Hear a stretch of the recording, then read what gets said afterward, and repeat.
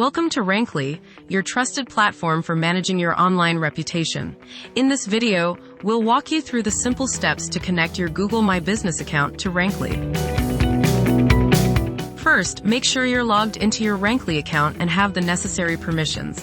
Now, let's get started. Click on the login button. Once you're in, look for Setup Review Channels at the bottom of left side menu and click on it. Now you'll see a list of available platforms. Locate Google and click on Connect next to it. A new window will appear. Click Continue to proceed with the connection. Here, you'll need to choose the Google account you want to connect with Rannkly. Select the appropriate account.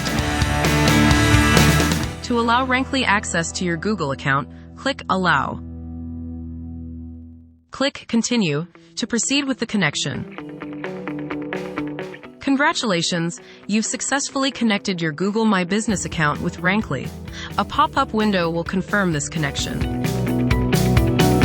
To fetch the reviews and Google questions, we need to link the location. Click on Select Location. Choose the location from drop-down. That's it. You're now all set to manage your Google My Business reviews and reputations seamlessly within Rannkly. If you have any questions or need further assistance, don't hesitate to reach out to our support team.